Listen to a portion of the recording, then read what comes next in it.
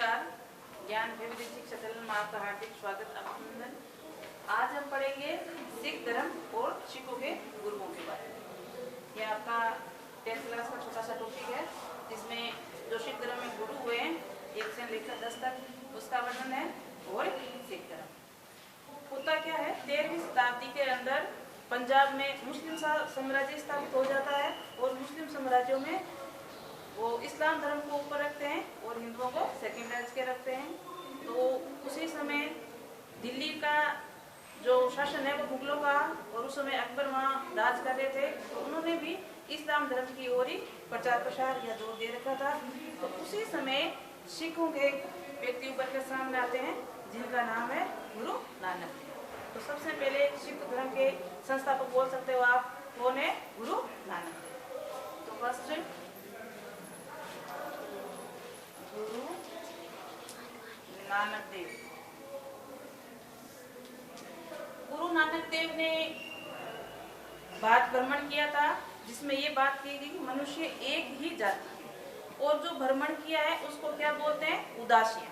ध्यान रखना, कभी पूछ लिया जाता है कि गुरु नानक ने जो मनुष्य एक है ये बात लेकर भारत का भ्रमण किया था, उसको क्या बोलते हैं? तो उदासियां। ये कर्मकांड जाति उन्नीस का विरोध किया था, और उन्होंने क्या कहा है कि ईश्वर भक्ति का ही मार्ग बताया गया है, ये ईश्वर को हम भक्ति से ही प्राप्त कर सकते हैं, ये इनका संदेश था। तो इनका जन्म होता है, आप ये संस्थापक मान सकते हो इसको, संस्थापक है ये किसके? सिख धर्म के। कौन? नानक देव।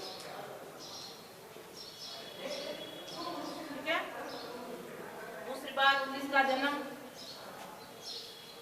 इनका जन्म हुआ है 15 अप्रैल 1469 ईस्वी में। वह कहाँ है? तलवंडी। ध्यान रखना, कभी कभी स्थान पूछ लिया जाता है। तो कब हुआ है? 15 अप्रैल 1469 ईस्वी में। वो स्थान कौन सा है? तलवंडी। इन्होंने जैसे सिख धर्म का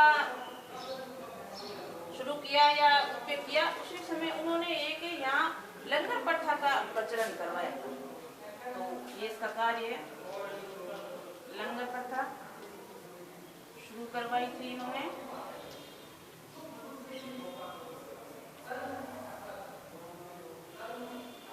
और इनकी मृत्यु होती है 1539 ईस्वी में। स्थान का क्या नाम है? करतारपुर। तो ये पहले गुरु है, सिख धर्म के संस्थापक मान सकते हैं इसका। इनका जन्म हुआ है 15 अप्रैल 1469 ईस्वी में। कहाँ हुआ है? तलवंडी में। और इन्होंने लंगर प्रथा को शुरू करवाया था। तो दोस्तों वगैरह देखने को मिलती है अभी भी चल रही। वो सबसे पहले शुरू करवाने वाले कौन थे? गुरु नानक देव, जो प्रथम गुरु। और इनकी मृत्यु होती है 1539 ईस्वी में। कहाँ? करतारपुर। इसके बाद में आते हैं सेकेंड,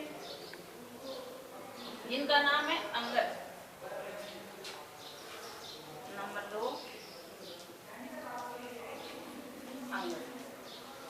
अंगद ने मुख्य रूप से 2 कार्य किए हैं। एक तो जो लंगर प्रथा इन्होंने शुरू करवाई उसको स्थायी बनाया, पहला काम लंगर प्रथा को स्थायी, और दूसरा कार्य इनका गुरुमुखी लिपि का आविष्कार करवाया।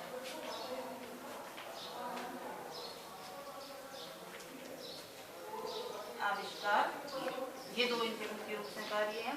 ये तो लंगर प्रथा चलाई थी, वो स्थायी बना दी, गुरु नानक ने चलाई थी उनको। और दूसरा, इसने गुरुमुखी लिपि का आविष्कार किया है। आगे आएगा आदिवर्त का इसमें वर्णन जो लिखा वाइसी। इसके बाद में आते हैं नंबर 3 के गुरु अमरदास।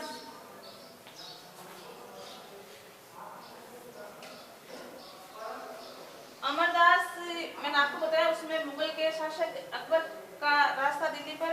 तो अमरदास से मिलने के लिए आते हैं अकबर, और अमरदास की एक बेटी है, उसको 500 बीघा जमीन दान में देते हैं। ये ध्यान में रखना। अकबर इनकी इनकी मतलब अमर सिंह बेटी को 500 बीघा भूमि दान देते हैं, भूमि दान देते हैं।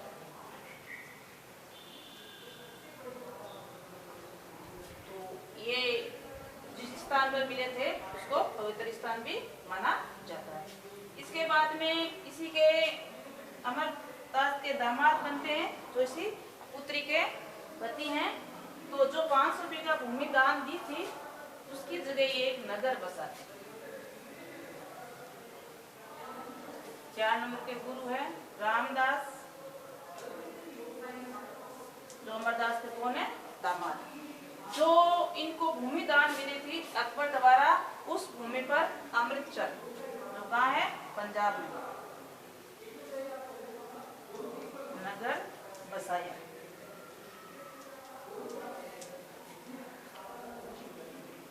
अमृतसर नगर बसाया किसने? रामदास ने। इसका वर्णन ज्यादा नहीं दिया गया है, मुख्य रूप से एक नगर बसाने के बारे में बताया गया है। इसके बाद में जो गुरु आते हैं इनका काफी बार पूछा जाता है, ये भी पूछ लेते हैं कौन से नंबर के हैं, तो कौन से नंबर के हैं? 5 नंबर के। गुरु का क्या नाम है? अर्जुन देव।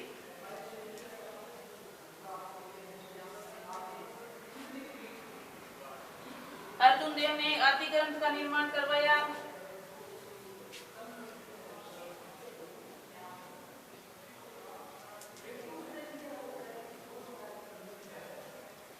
एक इसका ये कार्य है। दूसरा क्या होता है, अर्जुन देव को जहांगीर मृत्यु दंड देता है। क्यों देता है? क्योंकि जहांगीर का एक पुत्र है जिसका नाम है अमीर खुसरो। अमीर खुसरो जहांगीर से नाराज होकर अर्जुन देव की शरण में चला जाता है और उनसे आशीर्वाद प्राप्त करता है। ये बात जब जहांगीर को पता चलती है तो अर्जुन देव को कैद कर लेते हैं और जुर्माने के रूप में कुछ उसे प्राप्त करना चाहते हैं, लेकिन ये देने से मना करते हैं। इसी कारण इनको मृत्यु दंड दिया जाता है। तो मुगल के शासक हैं जहांगीर ने मृत्यु दंड दिया। कब दिया है? 1606 ईस्वी। 1605 ईस्वी में जहांगीर शासक बनते हैं और अगले ही साल इसको मृत्युदंड दिया जाता है 1605 ईस्वी में। तो इसके आदि ग्रंथ का निर्माण करवाता है, जो आगे चलकर 10वें गुरु के बाद में ये गुरु माना जाएगा। और इसको जो जहांगीर है मुगल शासक थे वो उसको मृत्युदंड देते हैं कब? 1606 ईस्वी। आगे इसके बाद में बनते हैं हरगोविंद। अब जैसे ही इसको मृत्युदंड मिला तो अगला जो गुरु होगा 6 नंबर का हरगोविंद, इन्होंने सोचा इस प्रकार तो काम चलने वाला नहीं है, तो ये शस्त्र का शुरू कर रहा प्रथा शुरू कर दी इन्होंने।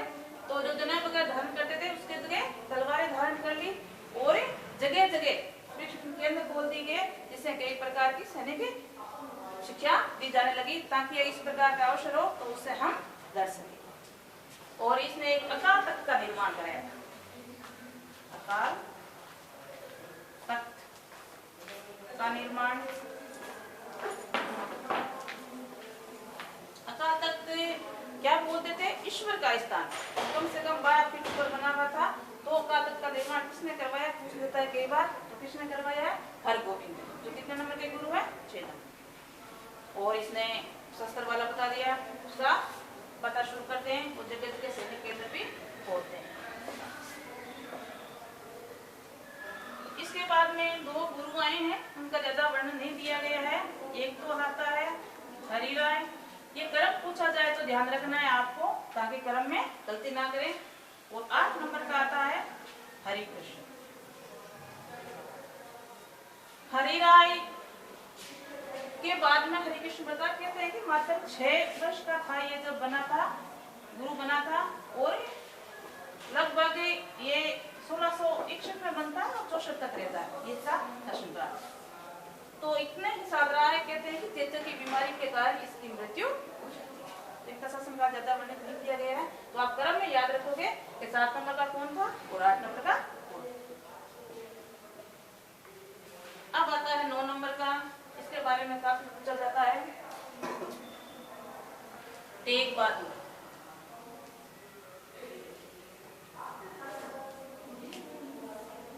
ये 9 नंबर के गुरु हैं और इनको भी मुगल प्रशासन ने ही मृत्यु दंड दिया था। मुगल प्रशासन कौन था? औरंगजेब। कारण क्या रहा? औरंगजेब ने इसको दरबार में बुलाया और बोला कि आप मनसब ग्रहण कर लीजिए। मनसब का तात्पर्य है इस्लाम धर्म, लेकिन इन्होंने इसका विरोध किया। इसी कारण इसका सर कटवा दिया गया और इसके याद में दिल्ली में चांद चौक में शीशगंज गुरुद्वारा भी बना हुआ है। तो किसने मरवाया है? मुगल शासक है औरंगजेब।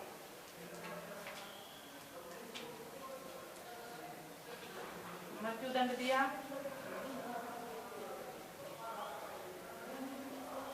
ठीक है, और इसका शीशगंज गुरुद्वारा बना हुआ है दिल्ली के अंदर, ध्यान रखना, पूछ दिया जाता है। और इसने इसका जब सर काट दिया गया तो एक बात भी की गई थी कि सिर दिया लेकिन सार नहीं दिया, मतलब अपना धर्म उसने परिवर्तन नहीं किया। तो मुख्य रूप से किसने मरवाया? औरंगजेब ने। और कारण क्या रहा था? मनसब, मतलब उसने इस्लाम धर्म कबूल नहीं किया था, इस कारण इसकी हत्या करवा दी जाती है। और इसी के याद में दिल्ली में शीशगंज में इसका गुरुद्वारा भी बना हुआ है। इसके बाद में आते हैं 10 नंबर के गुरु, अंतिम गुरु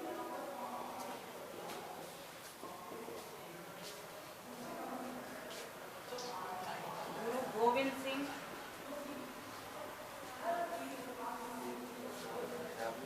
गुरु गोविंद सिंह अंतिम गुरु है।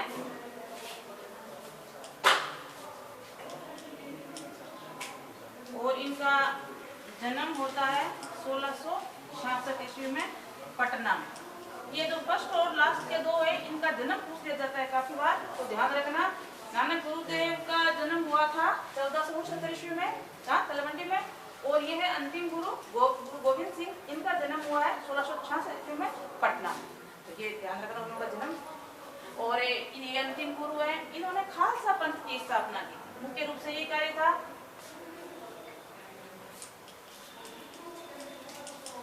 कब की है? 1699 ईस्वी में। ये ध्यान रखना, काफी बार पूछते हैं खालसा पंथ की स्थापना किसने की और कब? 1699 ईस्वी में। और इसने एक सिंह और प्रथा भी प्रारंभ इन्होंने की है। नाम के आगे सिंह लगा देते और महिला और। ये प्रथा किसने शुरू की है? गुरु गोविंद सिंह। ये भी ध्यान रखना। और इसने गुरुओं के लिए या सिखों के लिए एक विशेष 5 वस्तु अनिवार्य कर दी थी, इसको 5 करार बोलते हैं। क्या है वो 5 चीजें? केस, कंघा, कड़ा, दर्पण,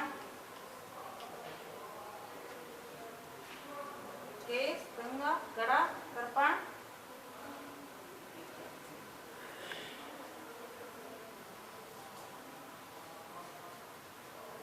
केस हो गया, कंघा, कड़ा, दर्पण मतलब तलवार,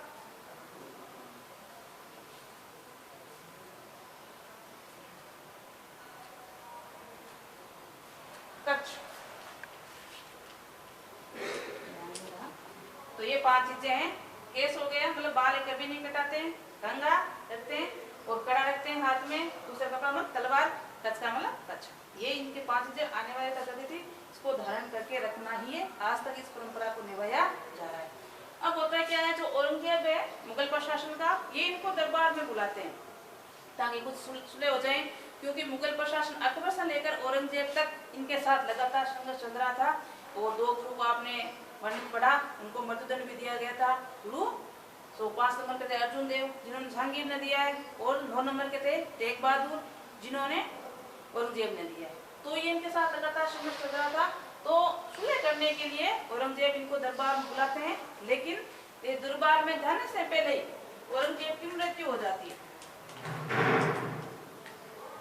औरंगजेब की मृत्यु होती है 7 ईस्वी में। तो ये दरबार में पहुंचते ही है। और अगली ही साल एक पठान होता है, पठान ने 1708 ईस्वी में गुरु गोविंद सिंह की हत्या कर देता है, उनकी हत्या करता है। ठीक है, तो 7 में औरंगजेब की मृत्यु होती है और 8 में इसकी हत्या हो जाती है। लेकिन पहले से ये तय कर लिया गया था कि इसके बाद कोई गुरु नहीं बनेगा, क्योंकि ये पैतृक बनता जा रहा था, वंशानुगत। इसके कारण कई प्रकार की लड़ाई झगड़े हो रहे थे। इसके कारण ये पद बंद करके इस जगह आदि ग्रंथ जो अभी निर्मित बताया मैंने आपको अर्जुन देव द्वारा, तो उन्होंने जो ग्रंथ लिखा था उस पर सबने क्या मान लिया, उनको गुरु मान लिया और लगातार ये प्रथा चली आ रही। तो ये इसकी हत्या के बाद में कोई गुरु नहीं बनता है। लेकिन इसी का एक चेला होता है जिसका नाम है बंदा बैरागी या बंदा बहादुर बोल सकते हो। उन्होंने गुरु की प्रथा समाप्त हो गई, इसलिए सेनापति के रूप में कार्य किया और लगातार जो इनके दुश्मन थे मुगल प्रशासन और भी कई प्रकार के, उनसे संघर्ष करता रहता है। और इसके बाद में पंजाब में एक और आता है रणजीत सिंह। रणजीत सिंह ने भी इन्हीं के लिए कार्य किया है, सिख धर्म के लिए, इसको आगे बढ़ाने के लिए, इसको सुरक्षित रखने के लिए मुगलों से और भी कई प्रकारों से इसने शासन किया है। जब रंजीत आया था पंजाब में, उस समय 12 लगभग राज्य बन गए थे, जिसको मशल बोलते थे उस समय राजधानी को। तो 12 मसलों में विभक्त था, तो उन्होंने एक मशल का कार्य किया और साथ में जो आसपास मसले थे जो इसका विरोध कर रहे थे उनका भी उन्होंने विरोध किया। तो इसके बाद में 2 का वर्णन आप छोटा सा बुक में वो दे रखा है, बंगा ये बहादुर, बंदा बैरागी बोल सकते हो या बंदा बहादुर, और रणजीत सिंह। तो ये छोटा सा चैप्टर था जिसमें आप गुरु को क्रम से नाम जरूर याद रखें, और मुख्य रूप से फर्स्ट और लास्ट, मतलब पहला गुरु नानक देव और एंड वाला गुरु गोविंद सिंह, इसके जन्म के बारे में, इसका कार्य ये जरूर पूछा जाता है। आज के लिए इतना ही।